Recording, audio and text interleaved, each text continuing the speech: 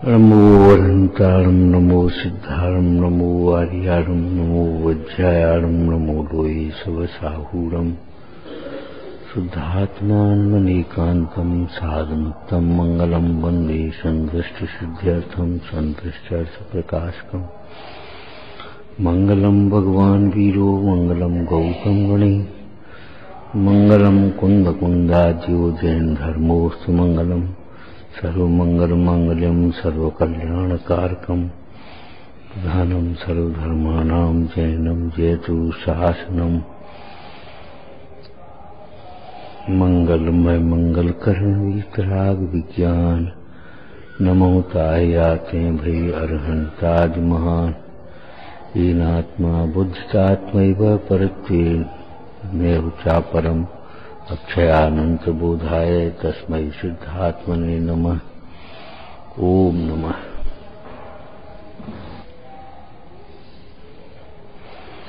यत्यागाय निवर्तन्ते भोगेभ्यो यदाप्तये प्रीतिं तत्रैव कुर्वन्ति द्वेषमन्यत्र मोहिनः।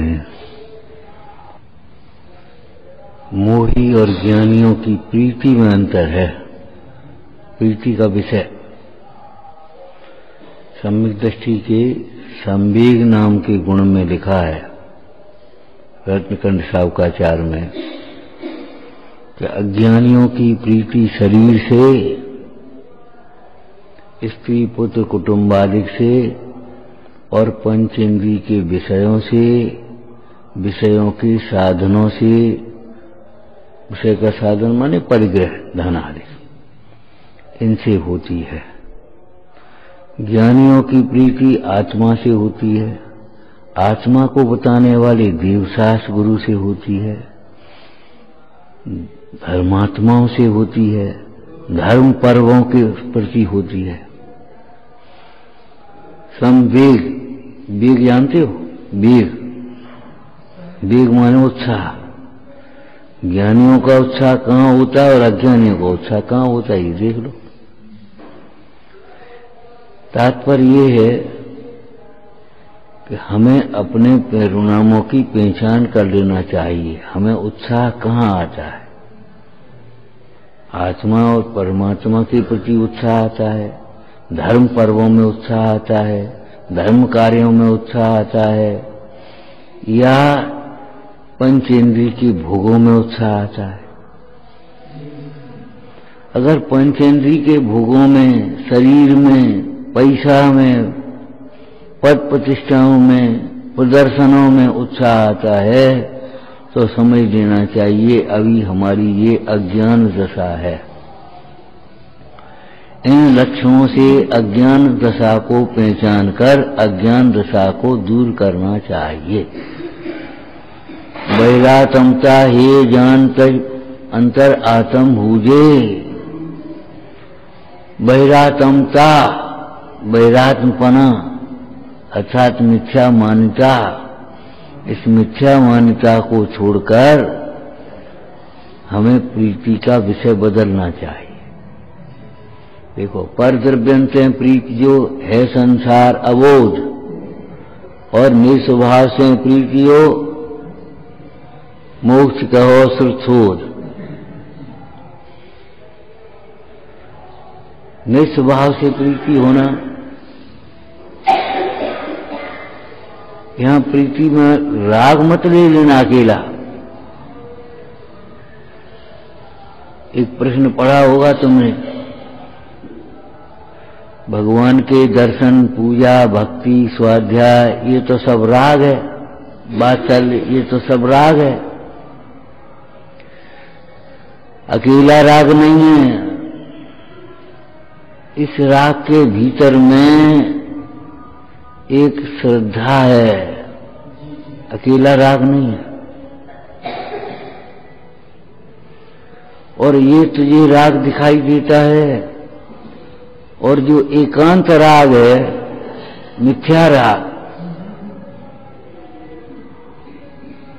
स्त्री पुत्र कुटुंबादि के प्रति वह तुम्हें राग नहीं दिखाई देता। राग कह करके क्या कहना चाहते हो कि ये तो आग है, हे है, तो फिर जो राग है वो सब ही है ऐसा मानो पहले। अरे वहां तो राग ही अकेला नहीं है, एक शब्द बहुत सुंदर शास्त्र का लेना, क्या वहां तो राग का पोषण भी है। राग अकेला राग ही हो ऐसा नहीं है, वहां तो राग का पोषण ही है। यहां राग तो है लेकिन राग का पोषण नहीं है। वीतराग के प्रति राग है तो वहां राग का पोषण नहीं है। यहां वीतरागी को देख करके, वीतरागी जिन वचनों को सुन करके ये भाव अंतर में जागृत होगा, हे भगवान हमारा राग छूटे कैसे। देखो एक न्याय बताती लौकिक में, कहीं कोई उत्तर न मिले प्रत्युत्तर तो वह वहीं की वहीं खत्म हो जाता है। जैसे एक लिखा है, गाली आवत एक है जावत होए अनेक, जो आके फेर नहीं रहे एक की एक। किसी ने एक गाली दी और तुमने भी गाली दी तो लौट के वो दो गाली देगा, और अगर फेरोगे नहीं, लौटाओगे नहीं, तो वो गाली खत्म हो गई। तुमने सुना है वो साधु पुरुष सज्जन पुरुष को गाली देता रहा और देते देते थक गया, और उन्होंने उसका कोई प्रतिकार नहीं किया, मुस्कुराते रहे। अंत में थक गया तो क्षमा मांगने लगा, गलती हो गई और हमने आपको इतनी गाली दी। तो उन्होंने एक बात कही, भैया कोई बात कोई चीज किसी को देवे और वह न ले तो किसके पास, बस खत्म मामला। तुमने हमें गाली दी, हमने ली नहीं। नहीं लेने का मतलब क्या है, हमने ये माना ही नहीं कि मुझे गाली दे रहा है। जिसे गाली दे रहा है वह मैं नहीं हूं, और मैं अमूर्तिक प्रदेशों का पुंज इस गाली देने वाले को दिखा भी नहीं जा, दिखाई नहीं दे रहा है। अगर वह अमूर्तिक प्रदेशों का पुंज आत्मा दिखाई दे जाए ज्ञान में तो गाली देना भूल जाएगा। ऐसे ही संसारी जीवों में जो प्रीति होती है वह दोनों ओर से हो जाती है। जैसे तुमने हमें देखा, हमने तुम्हें देख लिया, अब वो ज्यादा देखना ज्यादा हो जाएगा। और तुम हमें देखो, हम तुम्हें देखा ही नहीं तो कहां तक देखोगे। भगवान की ओर हम देखें, भगवान हमें देखते ही नहीं। माने प्रीति का प्रत्युत्तर नहीं करते, प्रीति के बदले में प्रीति नहीं करते। तो भगवान ने, अगर हमने भगवान की ओर देखा और सोचो संसारी की ओर देखा होता तो वो भी हमें प्रेम से देखने लगता तो हमारा प्रेम बढ़ जाता, प्रीति बढ़ जाती, राग बढ़ जाता, पुष्ट हो जाता। और भगवंतों की ओर जब हमने देखा तो भगवंतों ने हमारी ओर तो देखा नहीं, तो अपने आप देख देख कर अरे उनको देख करके यही प्रेरणा मिली। भगवान ने कह दिया चुपचाप कि देखो अपने को देखो, हमारी ओर क्या देख रहे हो, जिसे हम देख रहे हो उसे देखो। हमारी ओर क्या देख रहे हो, हमारी ओर देखना प्रशस्त राग है, और जिसे हम देख रहे हो उसे ओर देखना वह राग का अभाव, वितरागता है। तुम राग के अभाव का उपाय करना चाहते हो तो हमें मत देखो,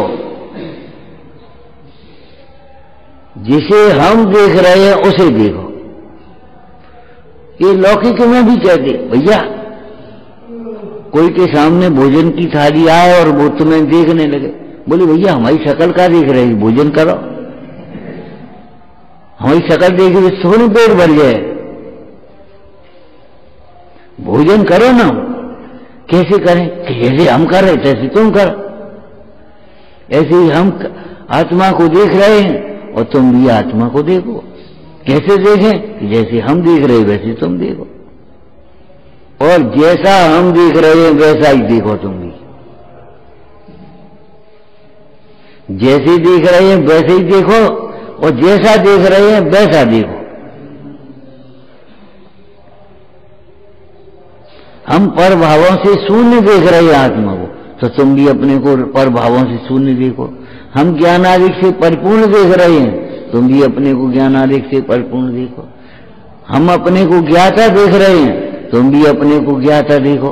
कर्ता मत देखो, बस खत्म हो गई बात। राग दूर करने का यही उपाय है।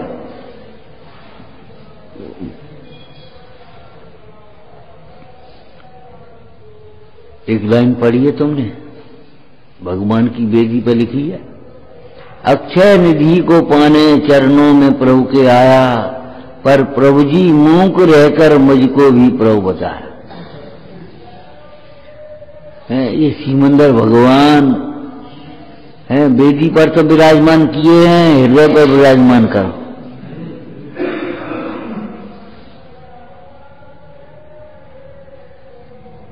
हृदय में विराजो श्री भगवान। हाँ, ये सिमंदर भगवान अपनी सीमा को बता रहे हैं। सीमा को माने मर्यादा को, हद को। कहां तक तुम्हारी सीमा है?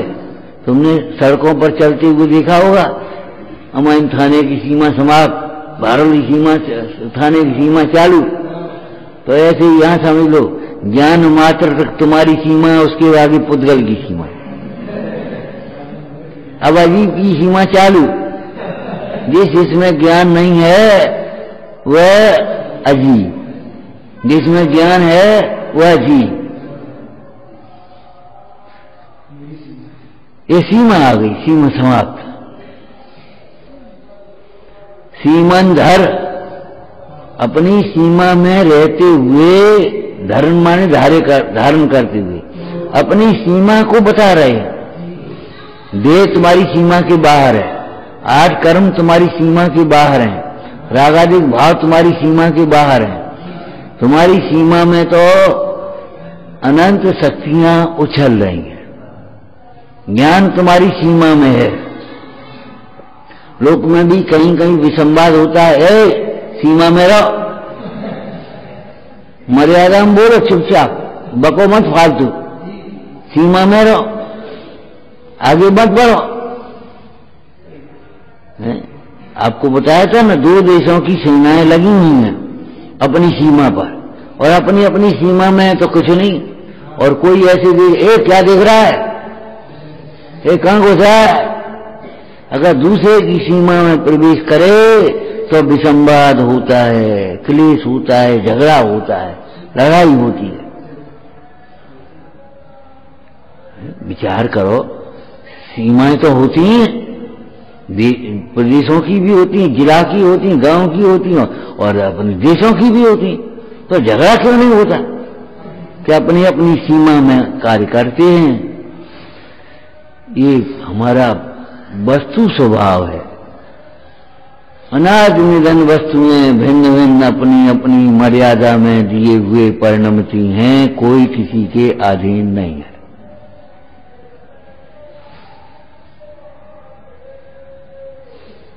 मर्यादा कहो, सीमा कहो, अपनी मर्यादा में परिणमित होती हैं। बताना बढ़िया सुंदर अर्थ।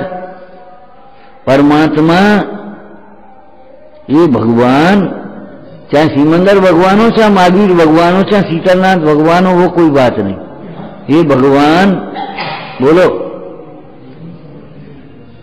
ज्ञाता स्वरूप रहते हुए, ज्ञान मात्र रहते हुए ज्ञेय को जान रहे हैं। ज्ञेय रूप होकर के ज्ञेय को नहीं जान रहे।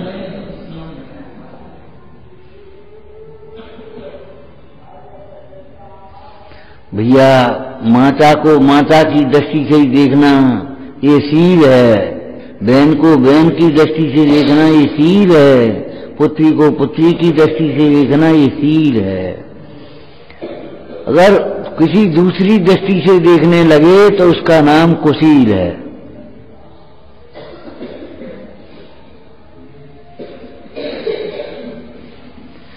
ऐसे ही जीव को जीव की दृष्टि से देखना, अजीब को अजीब की दृष्टि से देखना, आश्रव को आश्रव समझना, जानना, आश्रव को आश्रव जानना। आश्रव जानना माने दुख रूप जानना, दुख का कारण जानना, इसका नाम ज्ञान है। आपको बताया था ना ज्ञान किसे कहते हैं? जो अपने को जीव रूप जानता है, आत्मा जानता है, शरीर आदि को अजीव रूप जानता है, रागादिक भावों को दुख रूप जानता है, दुख का कारण जानता है, बंध को अहित रूप जानता है, कर्मोदय को भिन्न जानता है और संवर आदि को हित का कारण जानता है, मोक्ष को परम हित जानता है। उस ज्ञान को ज्ञान कहते हैं। ध्यान रखना, ज्ञान जानता सारा विश्व, सारे विश्व को जानता है, लेकिन स्वयं विश्व रूप हो नहीं जाता। अरे केवली भगवान तो ठीक है, तुम भी किसी पदार्थ कोयले को जानते हुए क्या कोयले हो जाते हो? सोने को जानते हुए क्या सोना हो जाते हो? सोने को जानते हुए भी तुम मनुष्य रहते हो, जीव रहते हो, ज्ञाता रहते हो, और सोने को जानते समय भी सोना नहीं हो जाते, कोयला या सोना जो कुछ है पुद्गल पुद्गल रहता है और तुम जीव रहते हो।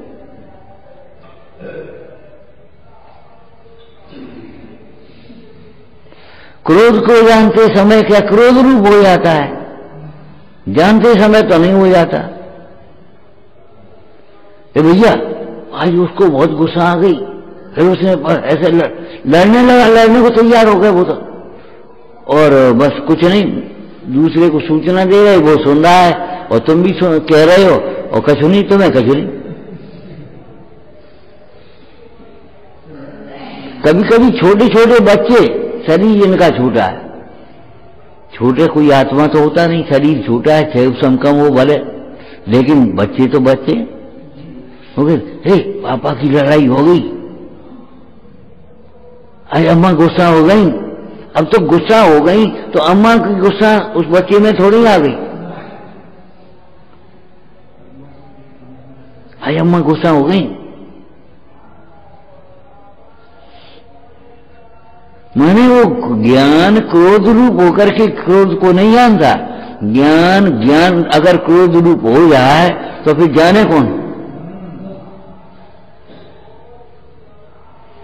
ये तो चेतन ज्ञान है, चेतन दर्पण है।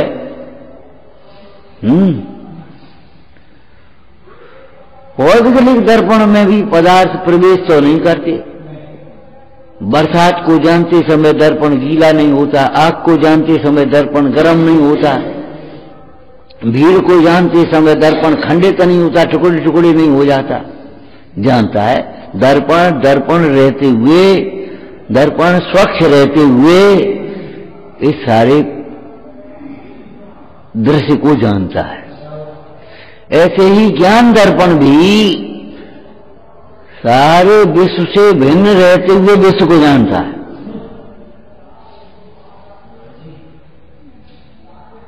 भिन्न रहते हुए, ऐसा नहीं है जो विश्व को जानते समय विश्व रूप ही हो जाए, और बहुत खतरा होगा अगर ऐसा हो जाए तो। नारकी के दुख को जानेगा तो स्वयं दुखी हो जाएगा, एक भी गुण नहीं बचेगा। जैसे दर्पण भीड़ को जानते समय खंडित हो जाए, टुकड़े टुकड़े हो जाए, तो दिखेंगे किसमें? ये पदार्थ इतने लोग बैठे हैं, यहाँ एक दर्पण लगा है, अगर टुकड़े टुकड़े हो जाए तो फिर इतने लोग दिखेंगे किसमें? आपको मालूम है इतना भी टुकड़ा होगा तो उसमें सब दिखेंगे। दर्पण कोई अपनी स्वच्छता को थोड़ी छोड़ेगा, अपनी अखंडता को थोड़ी छोड़ देगा। बड़ी सुंदर चर्चा की। मुंडाज पद्म परम मलधारी देव कहते हैं, अरे जब पुद्गल अपने पुद्गल पने को नहीं छोड़ता तो ज्ञानी अपने ज्ञानी पने को कैसे छोड़ेंगे? बुरा बुराई नहीं छोड़ता, भला भलाई कैसे छोड़ेगा? दुर्जन दुर्जनता नहीं छोड़ता तो सज्जन सज्जनता कैसे छोड़ देगा? ये पर्याय के दृष्टांत है। जीव के साथ रहते हुए भी शरीर जीव नहीं होता और शरीर में रहते हुए भी जीव शरीर नहीं होता। दोनों भिन्न भिन्न रहते और जीव चला जाता है।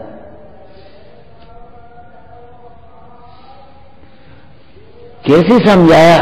तू यहीं पड़ा रह जाएगा, जिसको तू अपना मान रहा है वो यहीं पड़ा रह जाएगा, ये हंस अकेला जाएगा।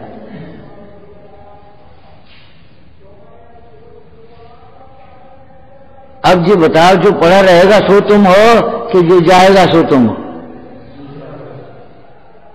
और मान किसको रहे हो? जो पड़ा रहेगा उसको तुम अपना, तू यहीं पड़ा रह जाएगा, ये हंस अकेला जाएगा।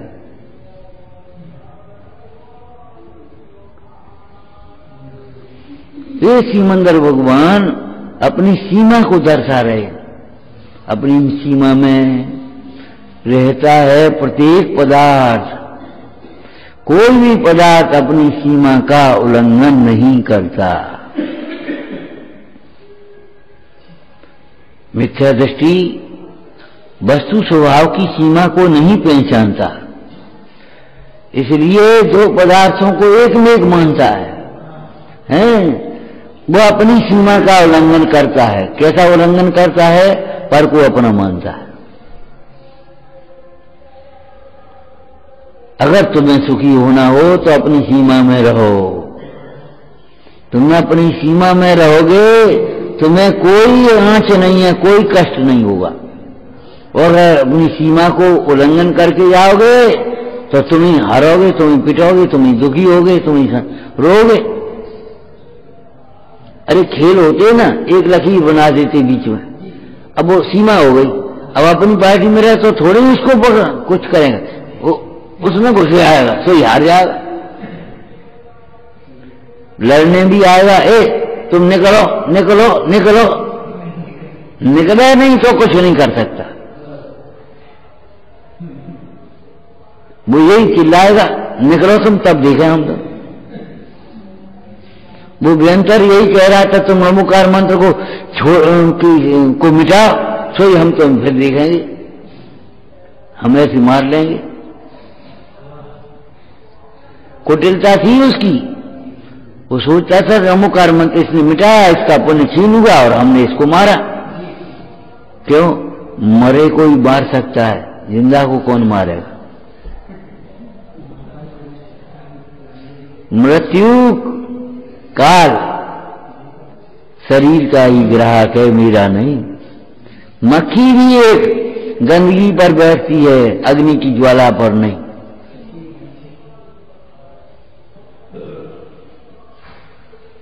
ऐसी मृत्यु ये शरीर को ग्रहण करती है, आत्मा को नहीं।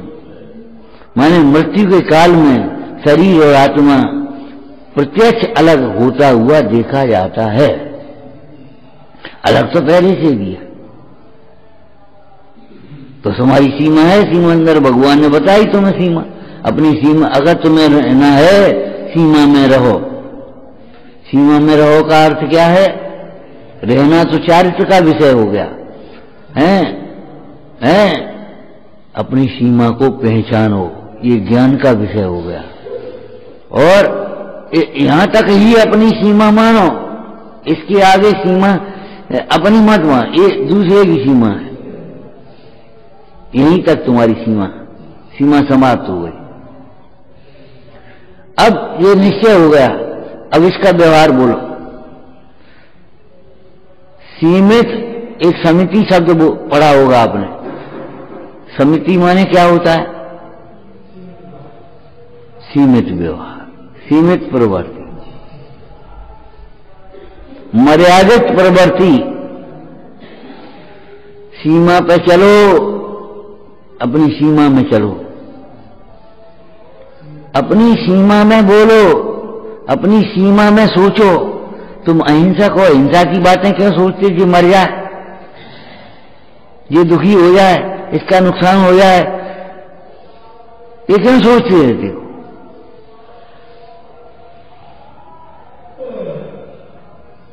एक विधवा स्त्री थी, एक ज्योतिषी आया, उसने हाथ देखने लगा, बड़ी भाग्यशाली है और अब इस देश की बागडोर विधवा के हाथ में आने वाली है। और उसने सुना तो भूल गई, और भूल गई जो वर्तमान में मंत्री था उसकी हत्या का षड्यंत्र रच दिया उसने, वो भी राजमंत्री थे, और उसने बस अपना षड्यंत्र पूरा का पूरा चालू और उसको उसका मर्डर करवा दिया। लेकिन वो षड्यंत्र खुल गया, षड्यंत्र खुल गया, और बाद में पत्रकार बोले इसकी बुद्धि पर तरस आता है, विधवा के हाथ में होगी, इसने विधवा तैयार कर ली, वो मर गया ना, वो विधवा जाकर के राज्य की बागडोर ग्रहण करेगी, ये तो मंत्री भी नहीं रह पाएगी। उसने सोच लिया विधवा वही है तो हमें मिल जाएगी, लेकिन उसने दूसरी विधवा तैयार कर ली, न करी।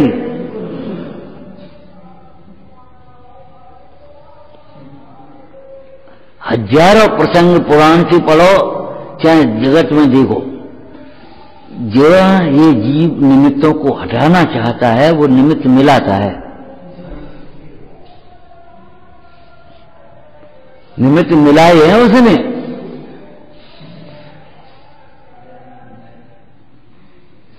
शराब फेंकवाई थी उन्हें, वहीं वहीं पहुंचा दी, और नहीं तो कहां पहुंचती। और उसने भी दीपायन ने भी दीक्षा ग्रहण इसलिए करी थी हमारे निमित्त से द्वारका न जले, उसको टालने की कोशिश करी थी। आज चिकित्सा विज्ञान ये समझ लो अपनी ये कोशिश कर रहा है मरे नहीं आदमी, और पूरे के पूरे भौतिक विज्ञान अकाल मरण के कारण तैयार कर रहा है। अब तो एक सामान्य बात हो गई, घर पर मरण होना बहुत कम हो गया। घर पर मरण होना ये समझो 5% भी नहीं बचा हुआ। जितनी मौतें होती हैं उनमें एक्सीडेंटों का, टेंशन का, दवाइयों का बड़ा योगदान रहता है। जितनी औषधियां बढ़ी उतने रोग बढ़े, रोग मिटे नहीं उतने रोग बढ़ गए। जितनी सुविधाएं बढ़ी उतनी उलझनें बढ़ी, समस्याएं बढ़ी। जितनी सुविधाएं बढ़ गई उतनी समस्याएं बढ़ गई, उतना ही आदमी प्रमादी हो गया। अब वो खड़े खड़े देखता रहेगा 1 घंटे, लेकिन ये नहीं तब से चल दी, और पहले 10-5 किलोमीटर बस ही चल देता।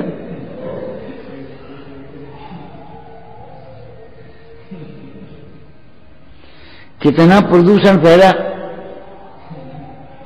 कितना प्रदूषण, और प्रदूषण किसके लिए फैला है? केवल अपने लिए। अपन को भी उसी प्रदूषण में रहना पड़ रहा है कि नहीं पड़ रहा है? तो ऐसे ही समझो, ये मोह करता है तो अपन उस मोह के दुष्परिणाम, क्या बोलते हैं उसको, इन्फेक्शन, दुष्प्रभाव। इन्फेक्शन अंग्रेजी बोल देते, हिंदी में दुष्प्रभाव। उस मोह का दुष्प्रभाव इसको किसको झेलना पड़ता है? चलो शास्त्रीय बात बोलो, मोह जनित आकुलता किसको होती है? बिटराई परमेश्वर को थोड़ी होगी, मोही को होगी। राग का दुख किसको होता है? जिसे राग होता है उसे ही दुख होता है, जिसे राग नहीं होता उसे थोड़ी दुख होता है। तो भगवान ये कह रहे सीमा में सोचो, तत्व का विचार करो, विपरीत विचार मत करो। सीमा में बोलो, अनर्गल मत बोलो। सीमा में खाओ पियो, सीमा में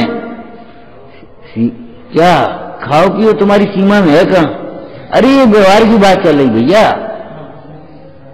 सीमा में खाओ और खाने को सीमा में मत देखो।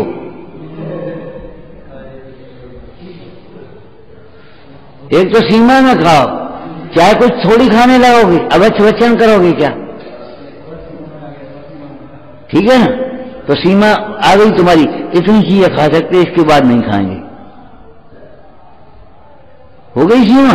अब खाने को सीमा में मत देखो। मैं भोजन कर भोगता नहीं हूं, मैं ज्ञाता हूं, और ज्ञाता समझ करके अपने आनंद का भोक्ता बनो, आनंद का अनुभवन करो। सीमा में बोलो, और बोलने को सीमा से बाहर मानो। मौन में हितम साध्यम, बोला भी सीमा में, कम बोलो, बहुत सीमा में सीमित वचन बोलो, हित मित प्रिय वचन। उस दिन चर्चा की थी ना, देखो भैया दूध में शक्कर डालना भूल जा तो भूल जाओ, लेकिन वाणी में शक्कर डालना मत भूलना, मीठा बोलना, हित मित प्रिय वचन बोलना। लेकिन मीठे का बोलने का मतलब ये नहीं है चापलूसी करने लगना, मीठा बोलना, लेकिन उसके पहले हितरूप बोलना, हित की बात हो उसको बोलना चाहिए, चाहे कुछ नहीं बोलना। तो सीमा में बोलो, और बोलने मात्र को, भाषा मात्र को अपनी सीमा से बाहर जानो।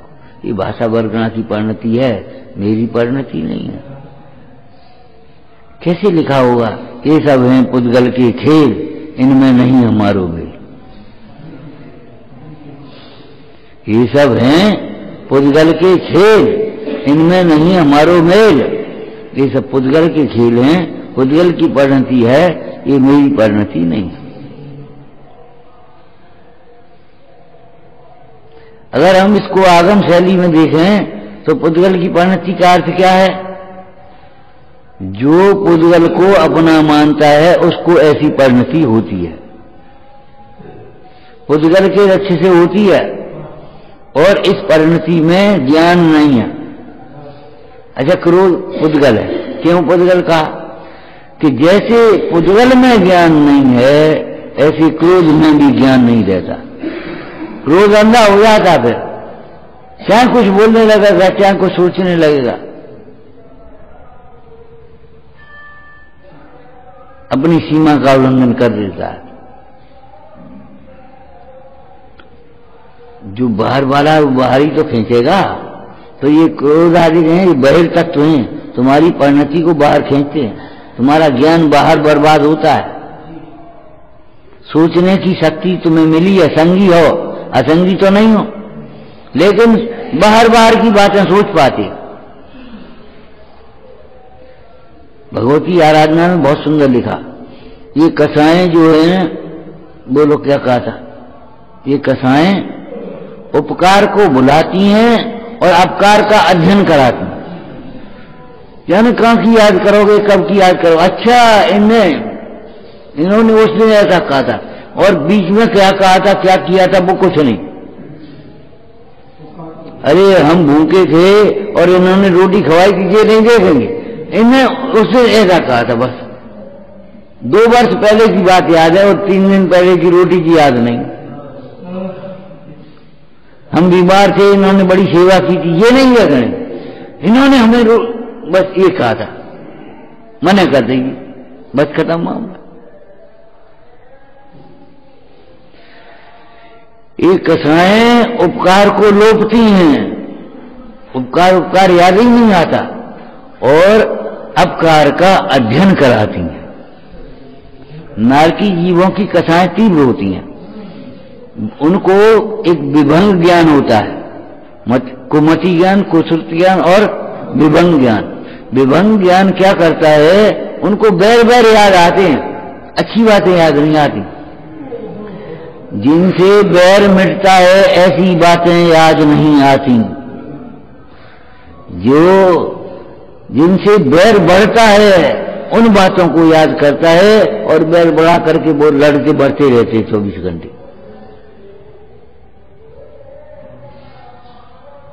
इसलिए कहा है खेडाला में, सिंहाधिक सैनी हुआ क्रूर, निबल पशुवत खाए भूर। अगर पंचेंद्रीय भी हो गया और क्रूर परिणामी होगा तो क्रूर परिणामों में धर्म का पात्र नहीं होगा, ये समझ लेना। संगी पंचेंद्रीय हुआ, उसके बाद भी विशुद्ध परिणाम चाहिए, और विशुद्ध परिणाम ये कहेंगे, सवेरे पढ़ा था अपनी भक्ति में, भावना में, बोलो क्या पढ़ा था?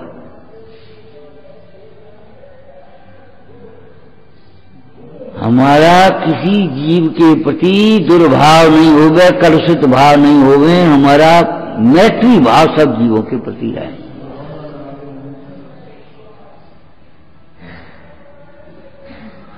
कलुषित भाव नहीं आवे,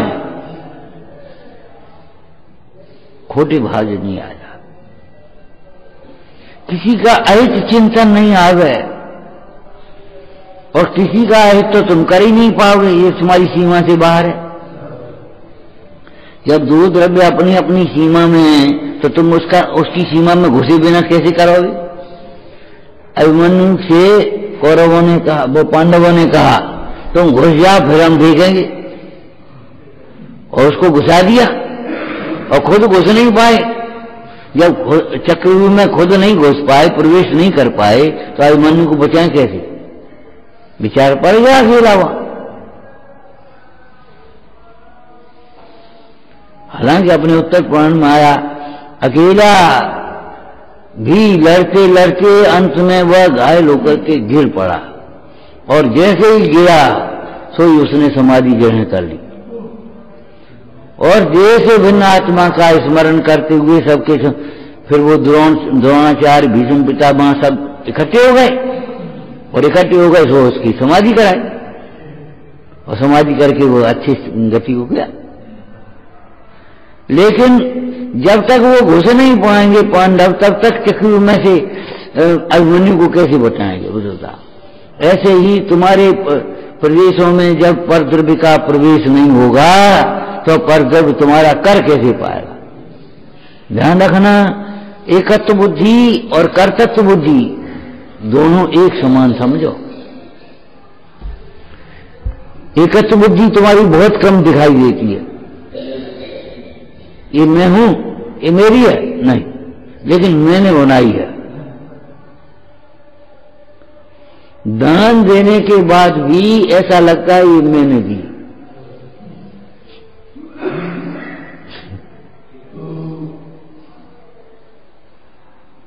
एक चादर किसी ने दी ला करके तुम्हें, और तुम ओढ़े बैठे तो वो देखता ये चादर मेरी है, ये चादर मेरी है, और नहीं है। कल महाराज ठंड बहुत है, वो चादर कहां गई? वो चादर कहां गई? माने जो हमने दी।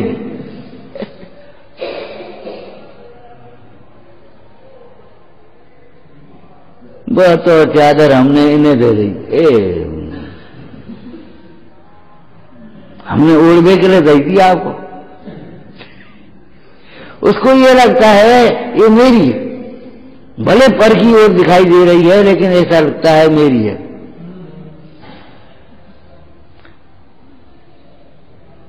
और कर्ता बुद्धि भी वहीं आती है जहां मेरापन होता है, और जहां मेरापन नहीं होता वहां कर्ता बुद्धि आती भी नहीं है, चलती भी नहीं है। इसलिए एकत्व बुद्धि का और कर्तृत्व बुद्धि का दोनों का अभाव एक साथ होता है। तो सुख के लिए शरीर आदि के ममत्व का त्याग, और ममत्व के त्याग के लिए भोगों का त्याग करते हैं ज्ञानी जन, और वितरागता की साधना करते हैं भोगों का त्याग करके। मुनि धर्म में और गृहस्थ धर्म में इतना अंतर है, बस इतनी बात कहेंगे। मुनिराज समस्त परिग्रह का त्याग करके आत्म साधना कर रहे हैं, उत्कृष्ट बने, प्रचुर स्वसंवेदन, और गृहस्थी बने अन्याय अनीति का तो त्याग किया है, लेकिन अभी न्याय नीति का त्याग नहीं कर पाया। संकल्पी हिंसा का तो त्याग कर दिया, लेकिन विरोधी आरंभी उद्योगी हिंसा अभी नहीं छूटी। थोड़ा अनुचित परिग्रह का तो त्याग कर दिया, लेकिन उचित परिग्रह के साथ में भी अपना धर्म ध्यान कर रहे। इसलिए गृहस्थों का धर्म ध्यान है बदली की धूप, बरसात की धूप, निकली और गई, निकली और गई, निकली। और इनका धर्म ध्यान मुंडाइयों का है जेठ की धूप, हर परिस्थिति में धर्म ध्यान चलता है।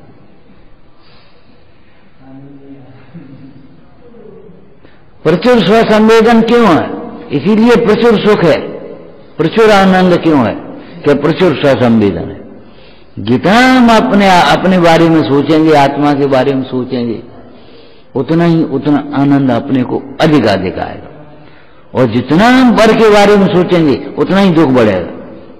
इसलिए ज्यादा पर के बारे में मत सोचो, ठीक है, वो उसकी होनार का विचार करके क्षमता रखो।